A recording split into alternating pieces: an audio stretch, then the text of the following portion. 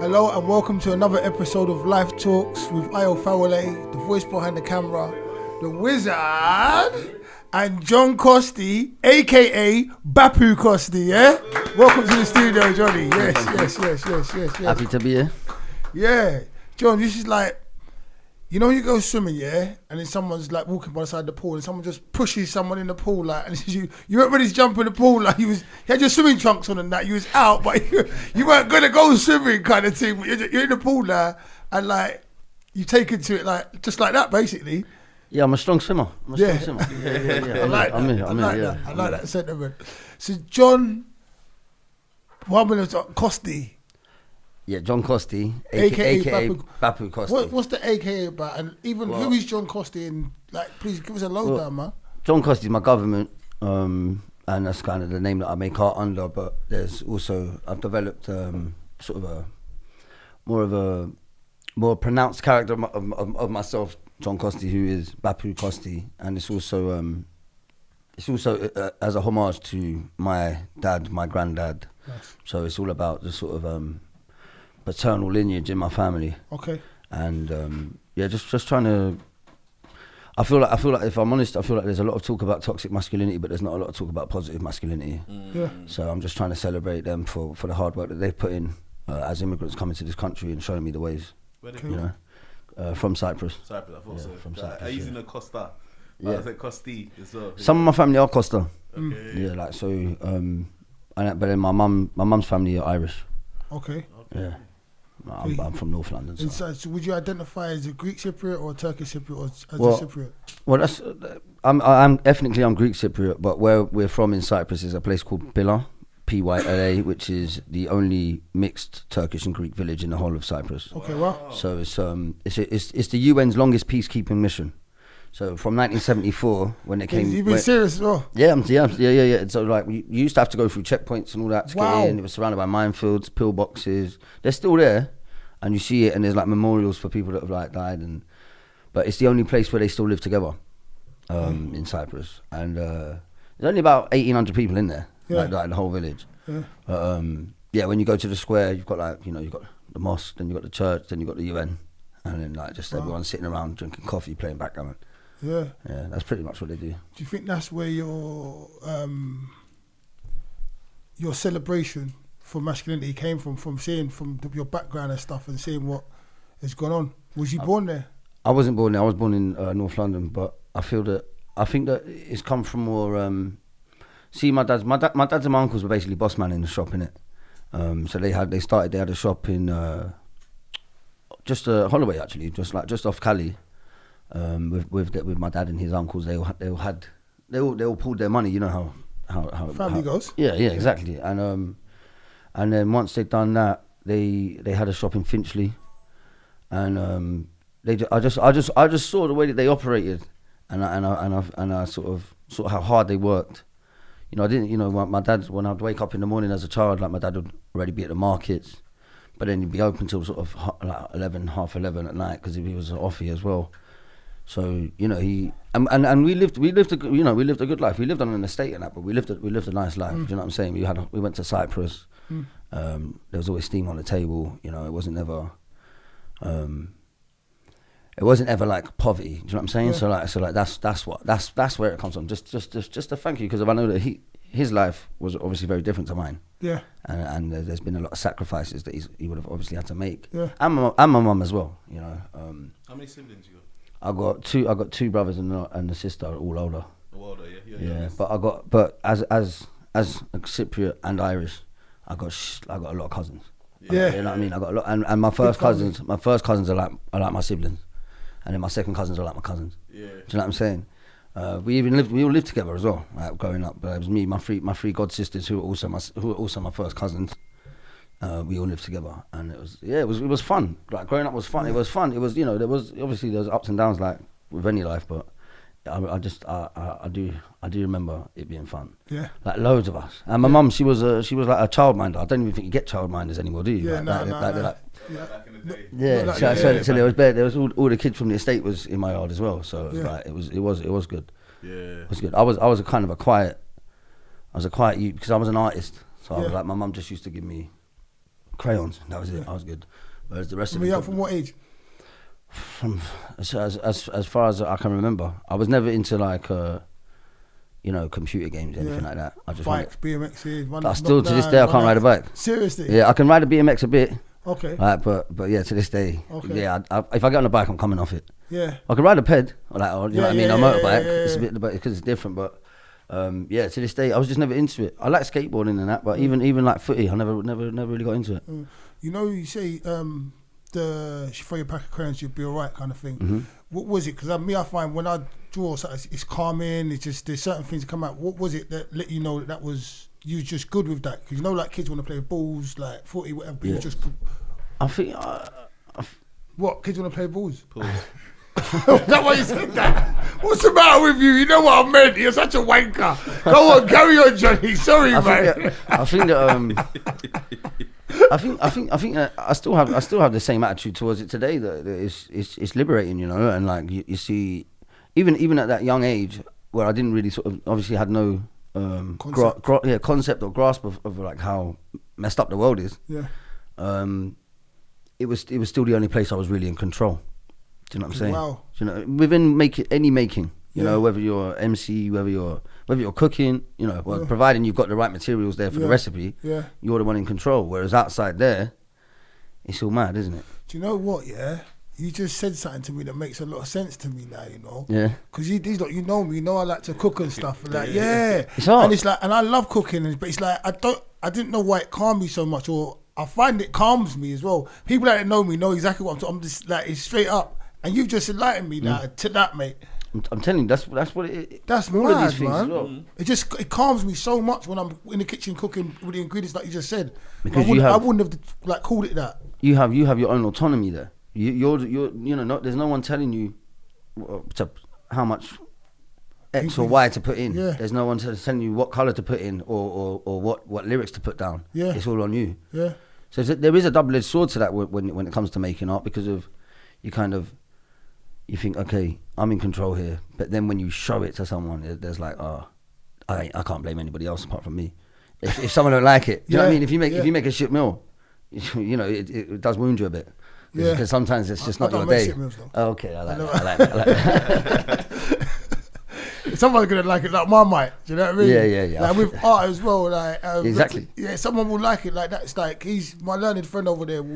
He's bang on that, and we're gonna go all over the place with this. Like, and I want to ask a question in a minute, but It's important that you like it. That's the most important thing. there you go, and that's all because it's your art. Yep.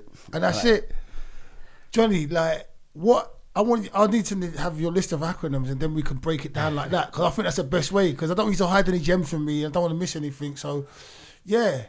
So you're an artist.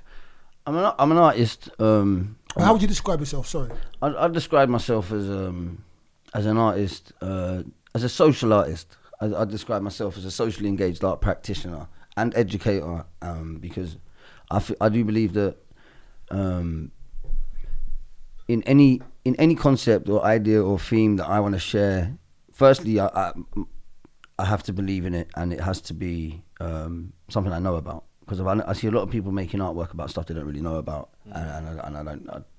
That's not me. But then secondly, I would say that I will use any medium, any mode of communication that I think is suited to that theme or concept. So if I'm making, I don't know, what's a good example? Say if I wanted to make a statement about the environment, maybe I'd use wood.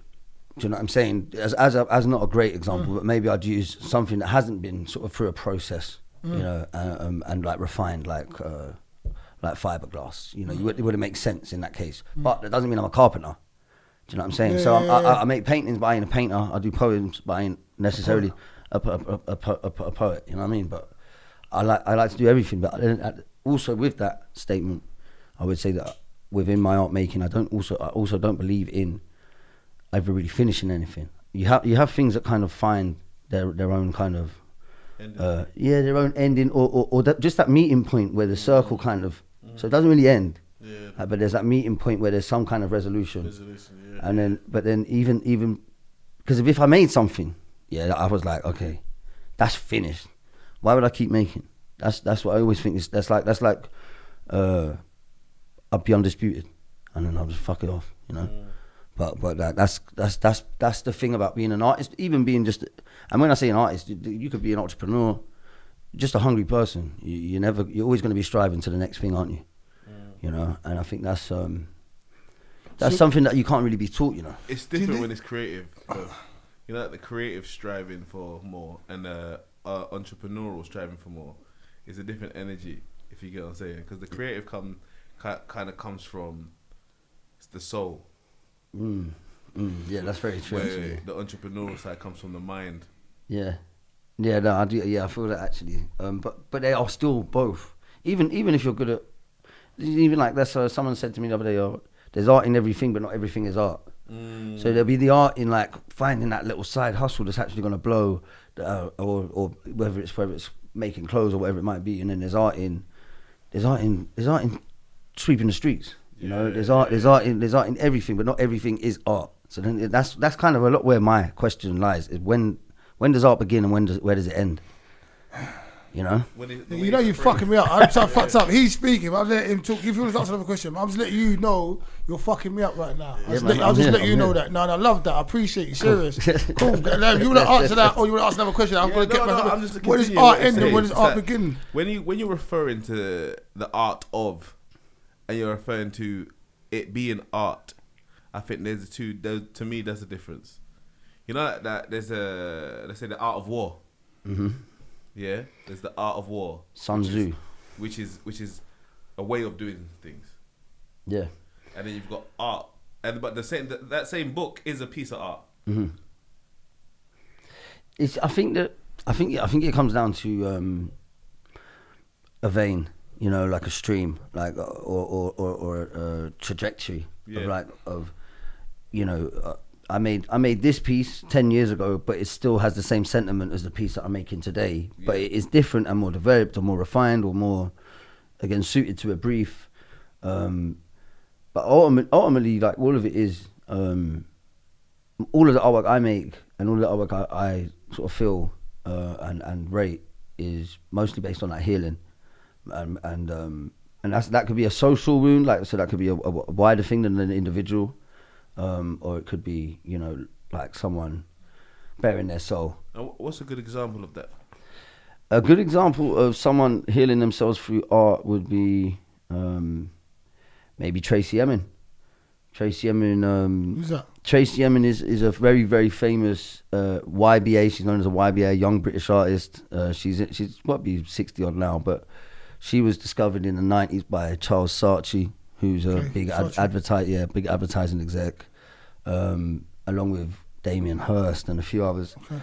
And a thing that made her very famous was a tent that she made that had the names of all of the people that she slept with in her hometown of Margate, where she was a tent. So it's a tent. You go in and it's like patchwork quilted. Of all the people that she slept with, but not physically slept with, but slept with like slept side by side with, whatever. Yeah. But in her hometown, she was shamed for that. So that's her. You know, taking that negative and turning it into a positive. Positive, yeah. You know, sorry, not cutting. Which is something that I've done in my of making art. I know I pulled out one of them French words, but define it for me. So oeuvre is like the body of the work. Okay. So the body of the work. So like a lot of my work would be about is autobiographical. So a lot of the work would be about my sort of how I came up. You know, like being sort of a street kid, getting into crime and all that, and then turning that into a positive. So for instance, recently I've done a performance where I reenacted a robbery that I took part in 2007, and then afterwards we came back into a space. I burnt a special incense that I got from my village in Cyprus. Shared some olives, and I asked some of the audience members to pick out from like a pre-sentence report, a psychological report, a school report, a letter that my mum wrote to the judge, and then so they picked them out, and then I revisited that moment of my life where I was down, and then we like burnt incense and like just having the ritual and sort of a supportive audience to ruminate and go back and look and analyze why I was doing the things I was doing. But what? So let me ask you now, yeah. Yeah. So that was a ceremony for yourself. It was a piece of art that you produced for people to come and see and watch. Yeah, but This is the last thing I said, yeah. Yeah, All right, but it was people came and seen it, but also Interactive. And it was interactive because they got to pick out what I read. No, yeah, I got all of that, but I'm just saying that's what I'm trying to figure out. I got all of that, but someone asked there's a question behind it. So it was an interactive thing where they picked out the thing, they picked out the I got all of that stuff. But then the thing I wanted to ask you is, where did you get the idea to actually put on a show like that where people could be interactive, where you're gonna revisit those feelings and you don't know how you're gonna react to those feelings when you revisit them? Where did that idea for that art come from? Because you said this is where I should have started. Yeah, that's what I'm saying. That's just what I was want to ask. It's this fine. is where I should have started. But then you said art. There's an art in everything, but not everything is art, or something like that, right? Or at the beginning. Yeah. So that's what was in my head now. But then go on. So at the moment I'm doing a course at Central St Martin's, and my campus is based in Archway, which is an area that I sort of found myself in tricky situations, shall we say. And every day when I was going to my studio, I'd be walking past a lot of places. You know, we carry PTSD in it. You know what I'm saying? Post-traumatic stress disorder. So every time I'm walking past, I'm used to it because if I know the skullduggery that's gone on around there. Sorry, Johnny. Yeah. Then you know what we have to do? Rather than go forward, let's go back to after you. Let's go back to after you got the crayons. Because what did you do between getting the crayons and then doing this show that made you want to go? Too much. Let's go for the PTSD from the start. Yeah, but there's no rush at all as well. Yeah. Like it's just school how old are you? coming up. I'm 34. I'm 34. Yeah, I'm 34. Yeah. Where did you grow up in? I grew up in Finchley. Finchley. I grew up in Finchley and sort of just all around the North Circular. So Finchley and like Muswell Hill, but like the North Circular bit of it, course, like Fawole, exactly big Tesco's, like around there. Definitely. And What was you like? I was as a child I was very quiet. Yeah. I was very quiet. I didn't really want to get involved in anything because I was in my own little world doing my drawings. And then, just growing up, a few experiences happened like that was kind of quite traumatic and violent, and I think that school-wise, that's what I'm saying. These experiences, they led me on a path where I become quite aggressive and violent. Yeah, you can talk about it or not? I'm happy to talk about that, but just not specifics. Yeah, that's you know what I'm saying? Yeah, that's no problem. And so once I got expelled from several schools, ended up in units. And ended up, Feltham, doing all of that. And what happened to make me do that? I mean, again, that's another thing that it was just, I guess, just the bumps and scrapes that I couldn't really process at the time. I didn't have the materials to process and when you have these bad things kind of happen to you that were sort of out of your control, that you get that the world owes me something. And then you start thinking, I'm going to take it, and I think that's what happened to me. That I felt I'd been a bit cheated by the world because I had to go through the things that I had to go through, and therefore I started just trying to rebel into it. I think I just became a part of the trauma. Kind of just sort of started like vibrating out of me and affecting everyone around me, whether that was me being a horrible bastard or whether that was just me being disconnected to my family or whatever it might have been. Rather than addressing it, he's acting it out. I was acting out every day. I was acting out every day. That's it. But then at that point, as a teenager as well, you're hormonal. Well, you're learning your place in the world, really. Yeah, it's a lot. And when you think that the world doesn't sort of want you, almost. Yeah. Like you. If you can think with anything in your own mind, you can fabricate stuff. Yeah. And it spirals and it grows, and I think I was a victim to road mentality. I think I was a victim to that, because it just got to a point where I wanted to be bad. Do you know what I'm saying? And I think a lot of people have been there. How did it make you feel though? Because you got the feeling of when you're drawing and then feeling when you're being the drawings day was gone by that point. There was no there was graffiti, which was liberating for me. Yeah. But you know, at that point as well, we were running around looking after phone lines. So you know, I can't really be going out to lovely art galleries to look at Tracy Emin's tent. Do you know what I'm saying? I can't. I've got to be here at that time. And you just grow up fast like that, you know. Yeah. Do you feel like the trauma came from in the household or outside the household, without being specific? It was from outside the household. It was from outside the household. I mean, there was traumas in the household, like any household. But you know, like the ones that made you turn that way. The ones that made me turn that way, yeah, I think it was definitely was outside. Was outside things going on, and but you know, it's a tricky one, because even like later on in life, I've kind of looked back and I thought, oh, maybe that did fuck me up a bit. Yeah. Because sometimes you don't notice it at the time, like there was stuff going on at home, because home's all you know. Do you know what I'm saying? So, but no, my family are blessed. Do you know what I mean? They've never sort of hurt me, you know, like and yeah, I'm grateful, you know. Yeah, definitely. I think you see what I feel from you when I talk to you. Not to even, just this is what I feel from me personally. I Fawole, you know what I'm saying? It's a lot of energy. Yeah. Because people know me as an energetic person and stuff, and I'm just sitting here and I'm more quiet. I'm soaking up your energy. You've got a lot of different kind of energy coming out of you, and it's a beautiful thing as well. Yeah. Like, it's really, really fucking nice. Seriously, it's mad. I'm happy to hear that. It's mad. It's nice, and I just feel like, I don't know, like you yourself are art.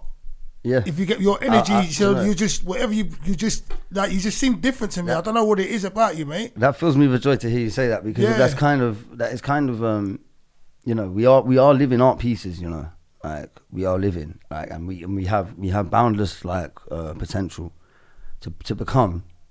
We could become that pretty picture, you know. We could become that true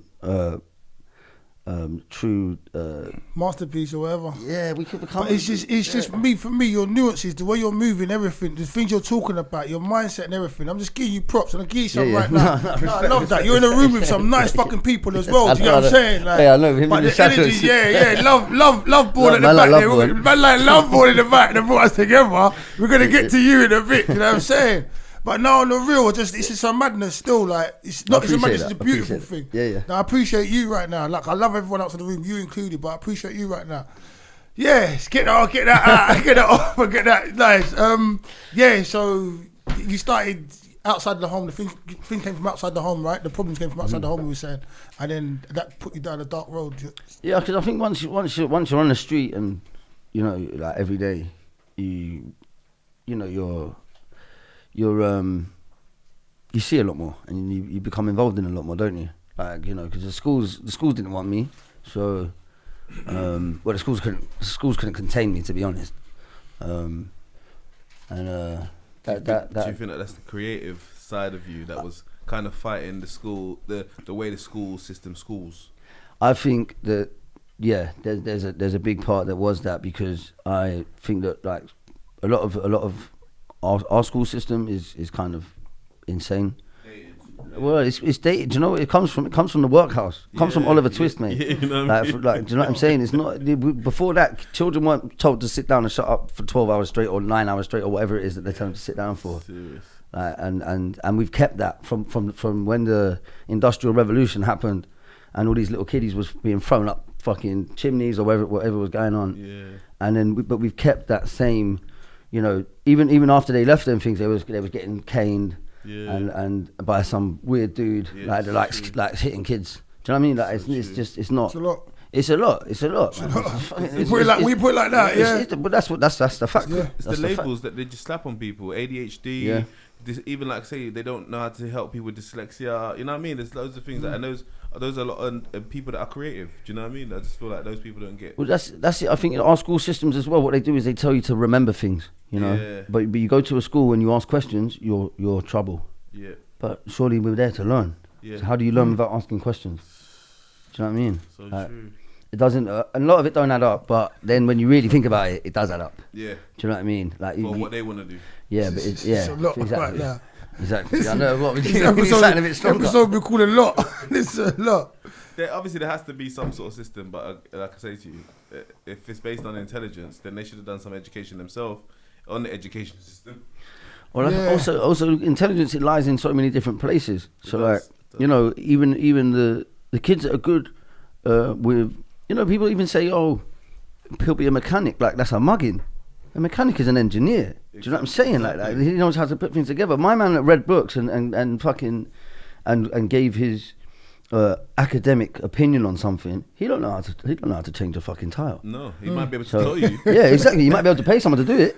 Or do you know, like I say, that some people are very theory. Yeah. They like I say, they've read everything, so they can tell you what, but they can't. And you can tell when man's read it in a book. You can tell. There's nothing better than actually doing or experiencing it. Exactly, really. getting your hands dirty. You know what I'm saying? For real. Well, and knowing your strengths and weaknesses. Literally. Knowing what you're good at and what you skill enjoy sets as well. Yeah.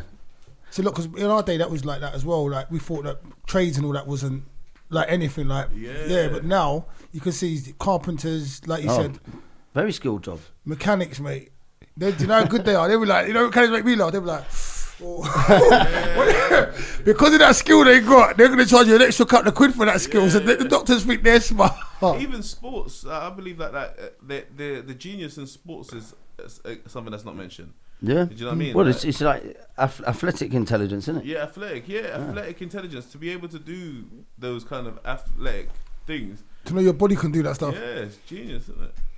It's all art, like you said. It's all all art. art. It's all art. Right. So are you getting arrested now for these things? Or yeah, I suppose. Because where are we in this? Well, I suppose from like 15 was when it started getting really bad. Do you know what I mean? Like really bad, where I was like, my mum couldn't have me in the house anymore.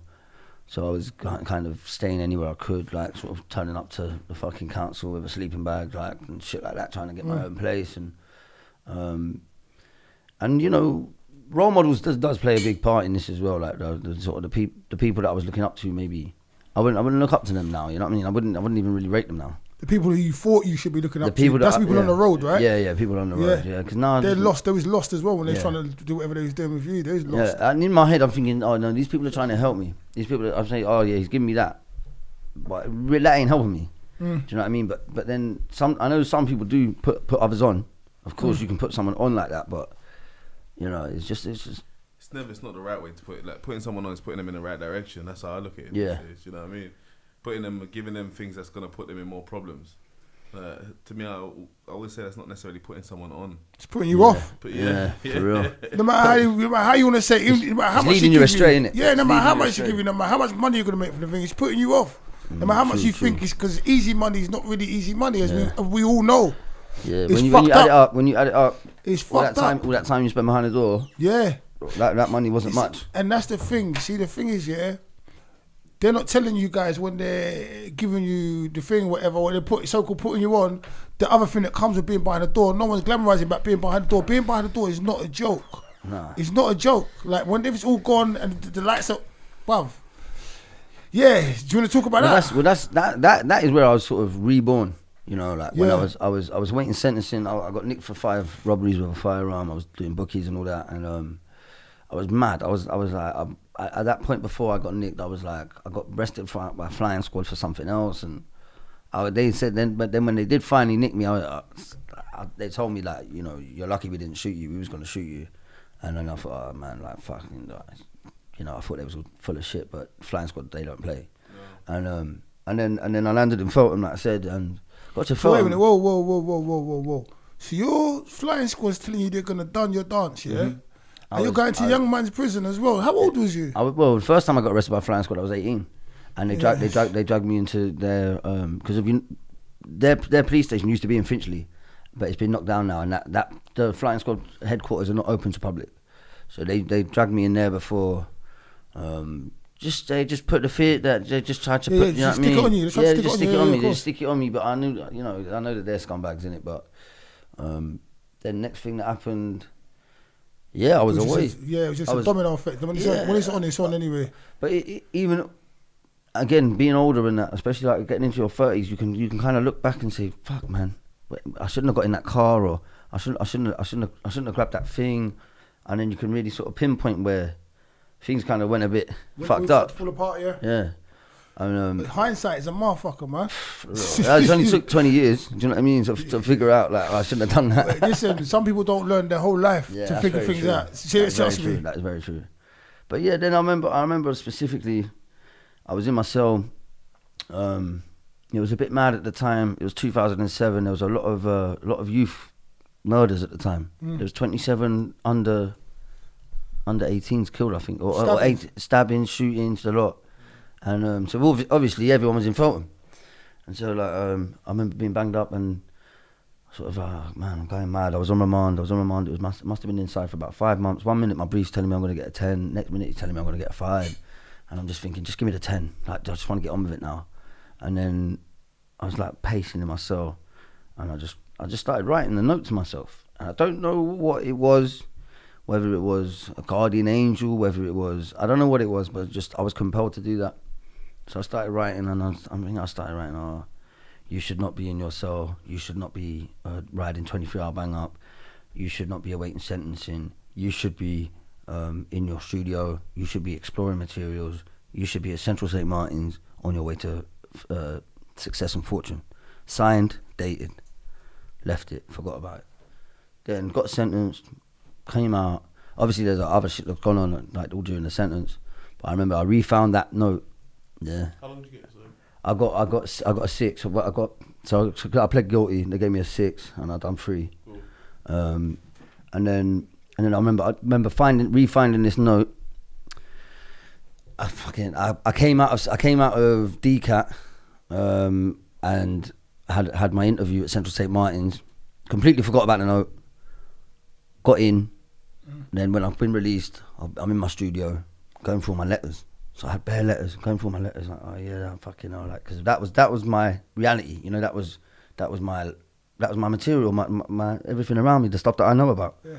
And I find a note, and it says, you should not be awaiting sentencing, you should not be banged up 24 hours a day, you should be in your Central St. Martin studio, exploring materials, you should be on your way to fame and fortune, yeah? And I was fucking there, and I was like, okay, this makes sense now, like, and I was like, and I do remember as well having a moment when I was inside and like realizing that everything's connected and all that as well, and I do remember that moment and thinking I don't want to hurt anyone anymore, because if I hurt someone, I'm hurting me, and then it was a spiritual awakening, is what people have described it as, but for me it just happened. Do you know what I mean? Without the aid of any drugs or any alcohol or anything, and I remember that specifically thinking, okay, I'm gonna try and do something. But see, even when I was inside, I was in Feltham, and they didn't let me go to the art room. I wasn't allowed to use paint because of paints, you know, can just be messy, whatever. Yeah. And then out of nowhere, a charity called the King's Fund came out of nowhere, approached the art teacher and said that they wanted to redo the healthcare wing, like the doctors and all that. Yeah. And they said, do you know anybody that can do graffiti? And I was like, cool. So he's asked me, I've done that. Nice. The governor's come to me, he said, if you do this for us, we're gonna lower your category, you can go DCAT. And I was like, wait a second. So this art thing that I've forgotten about while I was outside, because everybody told me that if I continue doing art, the only way to make money from it is to die first. Wow. So fuck it. Let me just roll with a gang then.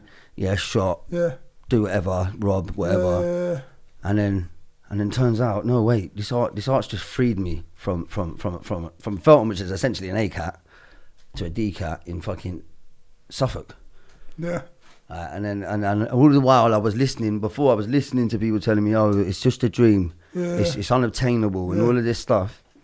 And you know, there's some truth in it, because not everybody's going to make it in this world, and I can't guarantee, you know, I can guarantee in my heart that I know, but you know, I don't want to sound arrogant. Do you know what I mean? Speak it, man. Well, I've always felt that. I've always felt that from when I was born, that I was going to do something big in this art thing. Yeah. And I've never sort of, to this day, I'm not a good drawer. Yeah. Like, I'm not a good drawer or anything like that, but I've always seen things. I've always had a vision. Yeah. And I've always sort of seen poetry in things. So like how what a tree might mean if it was used like in a symbolic way, for growth, for strength, all of these things. So every time I see something, I see like meanings fly off it. Do you know what I'm saying? And even down to like, but I thought everybody was like that, but Turns out most people aren't. Yeah, I know. Turns out most people aren't. Most people just see what they're told, basically. Yeah. And I've always questioned things. Hence why I got in trouble at school. You know what I mean? Yeah.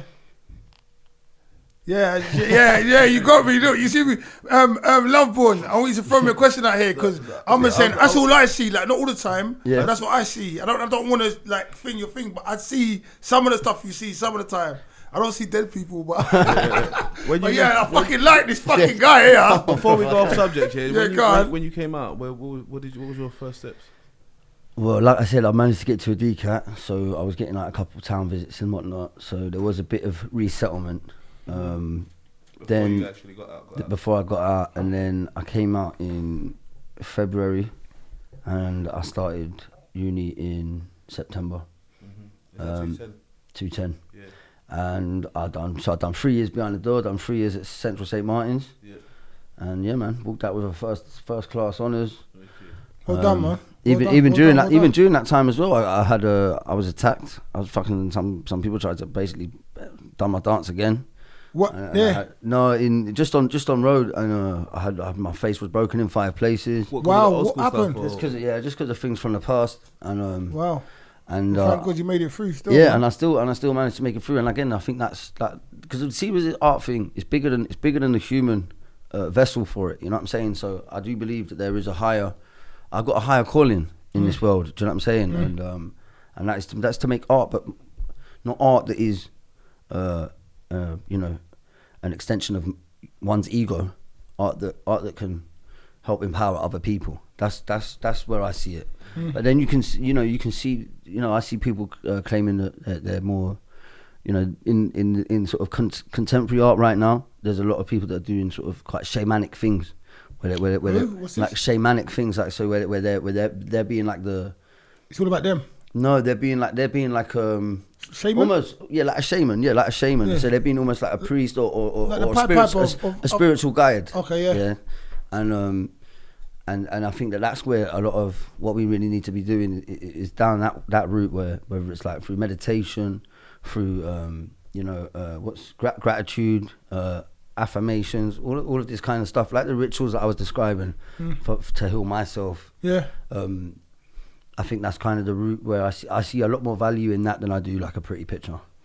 I think there's so much value in that, like in the sense for rehabilitation of people in the system. It's in the system now. I don't want none of you guys think, but that, I mean, people that have committed crimes that they are remorseful for stuff that they've done when they was juvenile in the brain or they wasn't developed or they were being led astray and stuff. Like, there's so much space for that, and I personally think that would help a lot. Like, was any other opinions on that? Yeah, no, it would, because obviously you're introducing things that this actually helped you, knowing how reckless you was at one point. So actually, it brought you to understanding to be such a level-headed person now. Trying to be. No, come on, yeah. All living in it. Yeah. All living in it. But they need people with experience to help them with the transition. Yeah, you know what I mean? I think that's what I think that a lot of like community art projects that you get as well. There's quite a big problem with that, because you get a lot of community art projects that will be okay. Let's paint a mural, which is great, and it's great on the day, but there needs to be more sort of mentorships, more sort of one-on-one work, because you can teach a kid how to like sort of use a spray can, but it's more about convincing someone that they have potential to endless potential to go on and do what they want to do. There's a lot of control out there, though. You know that, right? Say that again. There's a lot of control out there, though. You know that, right? I know. They don't, like, a lot of people don't want certain people to reach. Not to be on a negative tip, but they don't want certain people to reach certain places because they know that they'll outshine them, or they can no longer keep the masses down on certain things. It's mad. That's mad. I think that's kind of the agenda, innit? Is to they don't want people to realise how powerful they are because they wouldn't last another day, would they? If we all knew that we was these righteous beings that was capable of anything, and even down to the workforce, we could be toppling this government now if you really wanted to break it down. Like, we had the strikes just a couple of days ago from the tubes, strikes, and we've had university tutors striking, we've had nurses need to, but it's just if we all did it at once, then you know it might change things. But you know, I'm not trying to get John Lennon out here. Do you know what I'm saying? I'll stop there. We are the world. We are the children. We are the world to make a better day. Is that Michael Jackson? Michael Jackson got done anyway. Come on. You know, no matter. It's a song, isn't it? Yeah. You're such a wanker. Yeah. But I got the song wrong.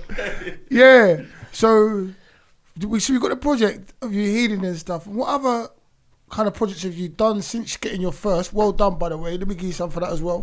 It's good to go through those two things and then still study and finish. It's amazing. What other projects have you done that you feel embody your style of art, what you're trying to construe, and then also how did that go? Because we never got to the end of that particular story because we went back to the beginning when you were telling me that story. So you can answer. Well, anyone two. I would say that I became involved with an anti-violence charity called Art Against Knives, and that was in 2010 as well. That was a blessing for me to meet those people who I'm so close with today. Shouts to Art Against Knives. And Art Against Knives, big up. Shouts to Art Against Doing Knives. good things out there. And they really it was just I think at that time the Box Park had just opened. It was in Shoreditch, and we had a gallery there. And we was helping kids everywhere, and it just felt like, okay, we're on the path here, you know. And being a part of Art Against Knives taught me more about sort of responsibility with when you're working with people, because you know it can be easy. It can be easy to say, oh, why don't you try this or try that? But when you're dealing with people that are making art, and art being like an extension of the soul, it can be. You have to be very sensitive. So that taught me to lead by example as well. But yeah, and so with them we done fashion projects, poetry projects, like got kids portfolio building, theatre projects, makeup art projects, like you name it. And again, it's speaking to young people, identifying where their skills lie, and seeing how we can plug them into the creative industry. That's what Art Against Knives was about and is about. I'm not there with them all the time, so that's what I said was. But Art Against Knives, big it up, look it up, support it if you can. Know what I'm saying? Yeah, do support it because of they're actually doing a fundraiser at the moment. So check them out on Instagram, Art Against Knives. Okay, Instagram, Art Against Knives. Check them out. Fundraiser going on. What else are you up to? Yes. We talk about this. Loveborn. Yeah, come on, Loveborn. Yeah, man like Loveborn. Man like Loveborn. Man like LB. Tried to drop it. LB, wow, he's already got it shortened up. London You Borough. remixed it already, boy. Remix. Yeah. So Loveborn, how did that come about? Well, I met Loveborn through a mutual friend who unfortunately passed away a couple of years ago. Sorry to hear that. Rest in peace. Rest in peace, M. And yeah, we met and we were talking about, you know, how to level up in it and how to get to the next natural step for us. Even though we just met, we're both on the same page, you know. Obviously, I look at him as older, yeah, like, you know, because he's a bit older. I know, yeah. And I just you know today he just lured me to an estate and now I'm here. I had no idea I was going to be doing this. So shouts to Loveborn again. Pushing the pool. Yeah, that's what. He's a go-getter, isn't he? The water's nice, though, isn't it? The water's nice. Come on, nice. Come on. Don't steer you the wrong way. Come on, you done though.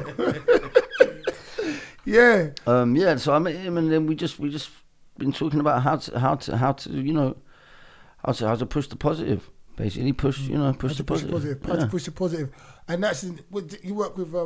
Is it positive? Is Positive Youth Power or Hope House? Hope House. Yeah. Hope House and Central Saints. Hope House and Central Estates.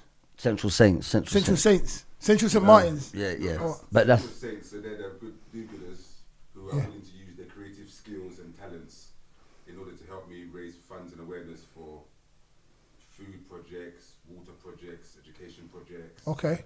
Basically, this is about the people helping the people. That's good. Social Saints, yeah. Social Saints. That's amazing. It's about the people helping the people.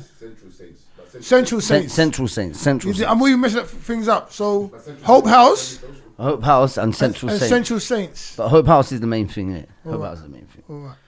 But yeah, I met him and we met through someone who was my mentor, and yeah, like I say, he's not around anymore, and I know that he's he's promised to keep an eye on me while my mentor might not be here, Yeah. But I know we're gonna do projects again. You know what I mean? I know. LB or your mentor? LB made the promise to my mentor that okay, he'd look after me, okay, so cool. Mentor's still watching you as well. So yeah, I know this. Watching you, LB. Make sure you keep that promise. For real. Rest in peace, Rest in peace. Rest in peace, Yeah, I mean that's how I met. That's how I met LB.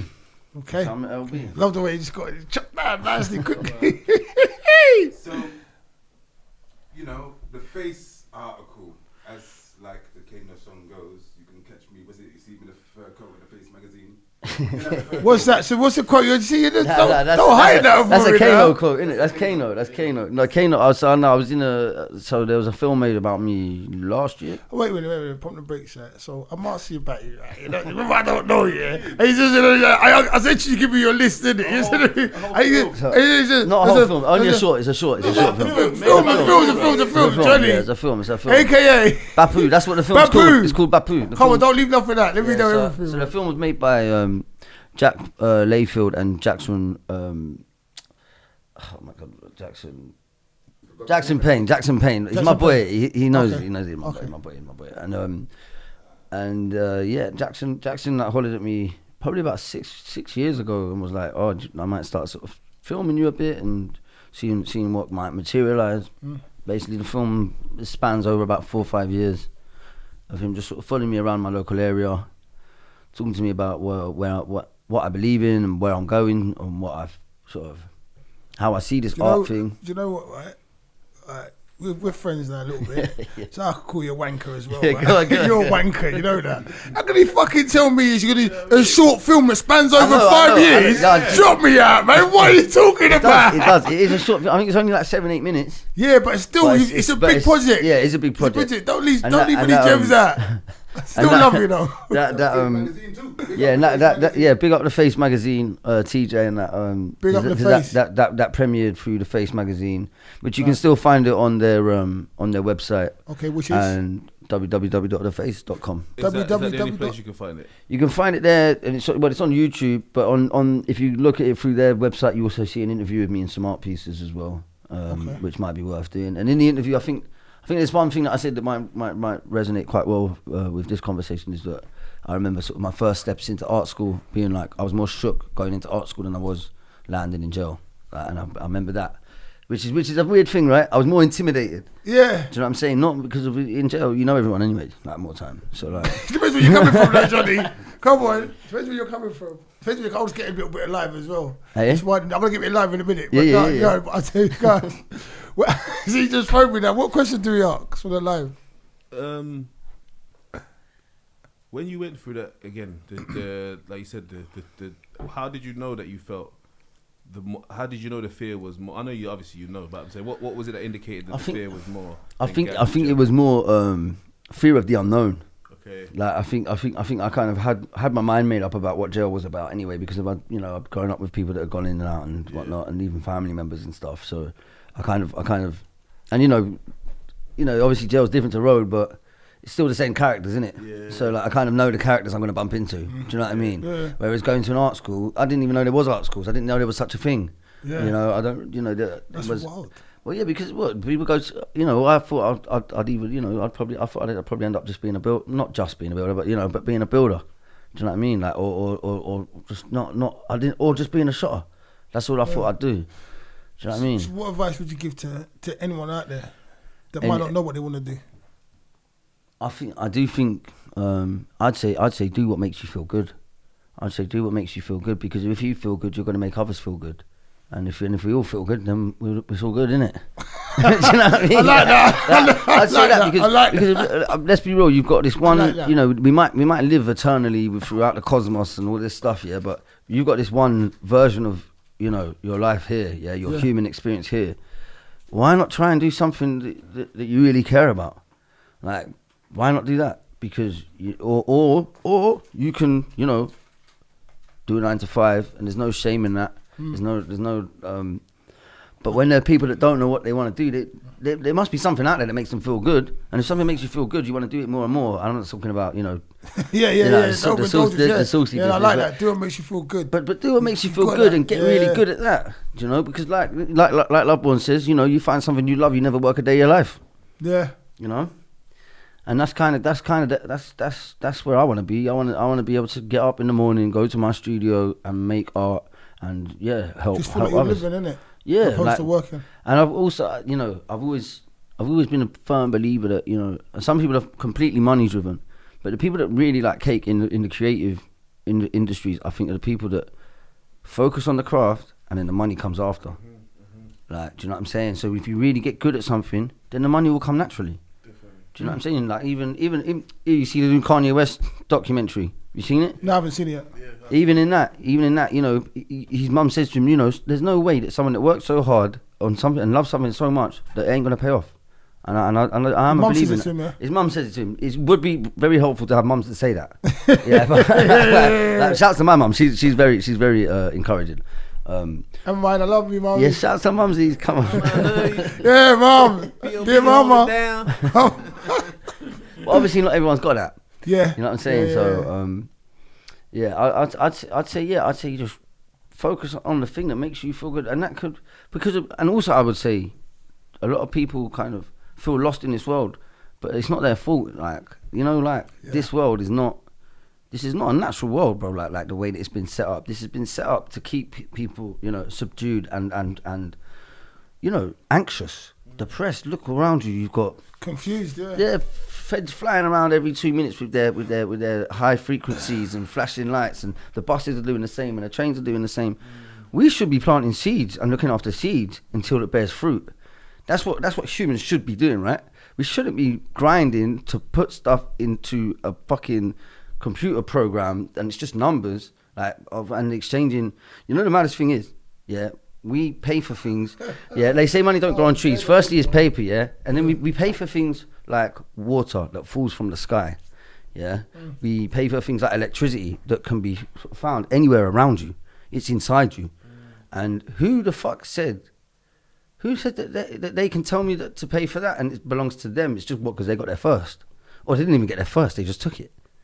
So why am I going to be the sucker at the bottom paying?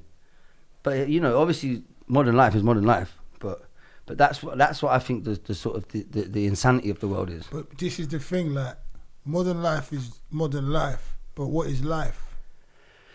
It's deeper than that. It's deeper. That's it's the thing. deeper than the system. Yeah. You know, it's maybe a natural order. You know, but it's deeper. Deeper than a man-made system. When I say that, I'm just saying I'm not actually asking the question. But just I'm saying modern life is modern life. But what is life? Because for any individual given person, depending on what it is, like you said, do what you love. So your life, technically, if you take away the whole modern life stuff, you just push someone out in the wilderness and they plant a seed and do whatever, that's life to them. If someone go procreates, that's life to them. They understand what life is. So that's what I'm saying. It's more of a act. I'm not asking. It wasn't a question I needed to answer. I'm just saying it. You see. Do you know how Wiley talks about it? And he says the village. Who? Wiley. Wiley. No, I haven't. See, he talks about the village, and in the village you've got the greengrocer, you've got the fruit butcher, the this, the that. You've got the you know, in ancient Greece, the poets, the travelling bards, they'd have millions of bars remembered in their head, and they'd go from place to place, and they'd be fed and looked after and respected, just like artists were well respected. But now, because of art, you know, it makes you artists also they're not like trusted, because of an artist can like move in any circle in society because they have cultural capital. So an artist could talk to a homeless person about their experiences and try and use that within their art. Yeah, an artist could talk to a billionaire politician, and the billionaire politician wants to talk to them because the artist has something they don't have, which is that cultural capital, which is so that when they have their little wine parties and dinner parties and all sorts of weird parties that they have, you know, the parties, then they can tell all their friends, oh yeah, I met this like trilling young artist, and you know, and then they look good, because they got all the money, they got all the clothes, they got all everything else, you know. I don't know what that question comes from. It's a lot. It's life, and we're just talking still. So, what's your I can't ask you what's your favourite piece. What do you think piece up to date that most embodies you as a constant over your 37 years? 37 years? What, an artwork that I've made? Yeah. That you can look at now, like you said, it looks like it's still relevant, or it's still. I think the work that I made that I was most happy with was probably a piece called the Po Cruddy Pentathlon. The Pro Cruddy Pentathlon. Po Cruddy Pentathlon. Okay. Which was basically it was with V22, which is an art organisation. They set up a space in West Silvertown in the Isle of Dogs, and they did a show called Young London where they invited. It was 22 of London's emerging hot artists or whatever. For that, I designed a court where 5 games would be played, and the 5 games were the games that we played on the flats. So it was Money Up, Nutmeg Rush, Nutmeg Rush, Patball, okay, yeah, Kirby. What's that one? Curbsy. You know Curbsy with a basketball when you no, dash it in the curb? No, I've got 10 years on you, I can't remember. I know Money Up. Money Up, and do you know this one? Yeah, you fucking wanker. You got me, yeah. I'll leave it. And we played that one, and then I made I handmade 5 trophies. Yeah. That I gave out. I mean, like, it was art without ego, you know. It was just about remember. And again, it's turning things up, like, you know. Some people would say, oh yeah, that's kind of what you'd play on a council estate or whatever, yeah. And turning that into something that is now high culture, that's a win. That's a win for the man them. Like, do you know what I mean? I've taken something that usually would have thought was like, you know, like low end, yeah. And now it's immortalized in some fucking posh art gallery. Yeah. And I think that's it's weaponizing shame and stuff like that, so that we use that for the good enough. I don't really want to be a part of, I don't really care about polo. I don't want to play polo. I want to play Money Up. Do you know what I mean? Oh, you know, kids still play up today, you know? Yeah, I know. Still they're playing it now. See, we got it. You got it in the art. I still play it today. It's on the road. Yeah, they got it on the road, bro. Come on. What do they call it now?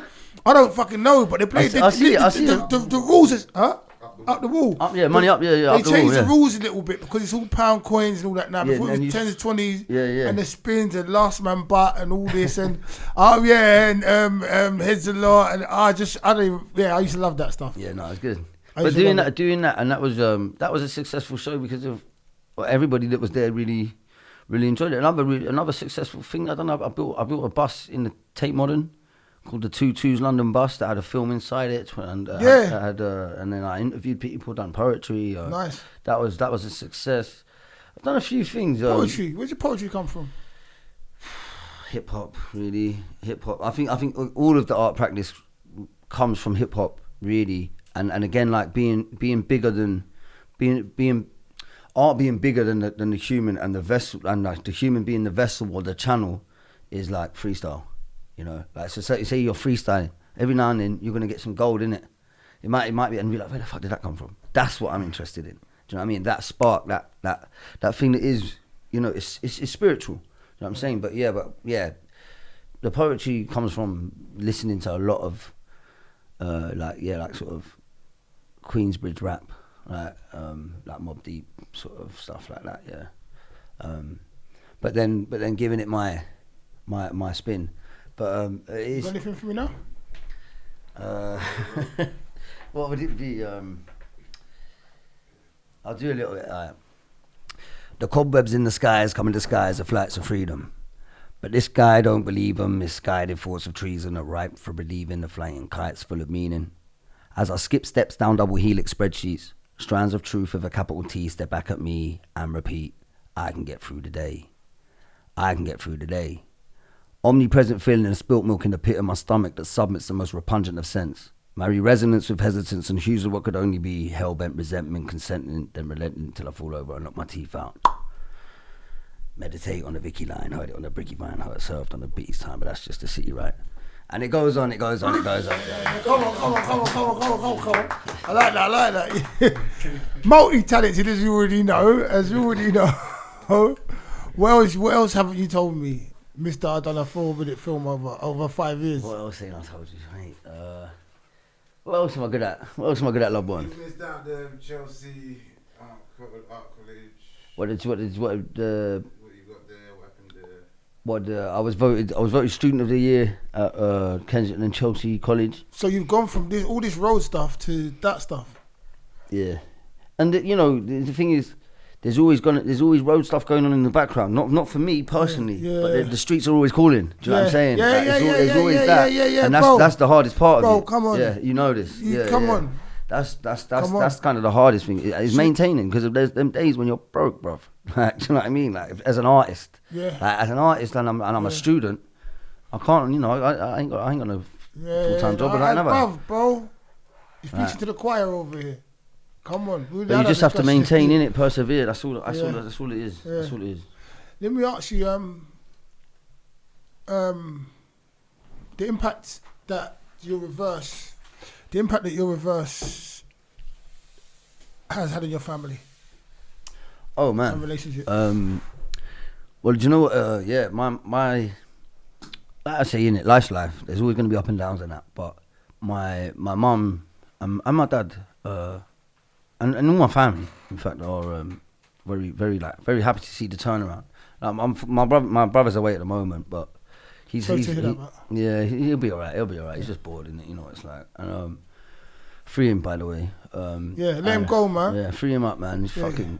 Guys, the keys, we let him out ourselves. Yeah, for real. And I don't even know what he's in for though, but I don't get no. It's just a load of hearsay, to be honest. Okay. And I did, but they my mum said it felt like she got her son back, because of even before. I remember when I came out of prison, I went through a conscious rebrand almost. I started wearing glasses, and I started telling people to call me Johnny. Now Johnny was only my mum could call me that before, when I was a kid growing up. She was the only person to call me that. So she when she saw me saying that, and rather than my street name, which I'm not going to go into now, but Yeah. they That's where exactly that's all in the past. That's all in the past. I hate it when people come up to me and call me that name. I just think it's horrible. But anyway, she's yes, when she's seen me turn into a man, a compassionate man, that wants to see others win, rather than just a sort of, I wasn't very nice. I was just about getting money and starting and all that hollow shit. You was a kid, mate. I was a kid, exactly. I was a kid. You never had the role models, like you said. It's what it is. You're a man now. You're granted, and you're still like your depiction of how art is. This never finished. You can still have a full circle, but it's never finished. You're still growing and growing and growing and growing and growing and growing and growing and growing. Still, yeah. There's more proudness you're going to give your mother. There's more inspiration you're going to have. There's more you're going to give the world. I need to buy the yard, mate. Come on. You said it. You know what you do? Get a bit of paper, go and write it down. Write down where you're buying it. And boom, boom, boom. That's it. Come on. I did it the other day. I done another note the other day. Good. Yeah. It's law of attraction, manifestation. That stuff does. It does. It's good. You can't just put it out there and expect to win. But, it takes hard work as well. But it does definitely help. It keeps your subconscious on that path. Yeah. I didn't want to cut. Did I cut you? Do you have anything more to say about your family? About no. Shouts to my happy? family. They're the best, innit? They've stand up people, innit? Do you know what I mean? Yeah. Very grateful to them. All of them. Yeah, for real. I fucking like you. You're alright too. Here's what it is. This is Live Talks with Johnny Cozy, aka Bapou Costi. Bapou Costi. Come on, give me some. My brother, nice one. Love. Voice by the camera and the wizard. And we got Loveboard, aka LB in the back over there. Yeah, me. Hope House. Access UK, big up We'll Access. pull that in. We'll throw that in after.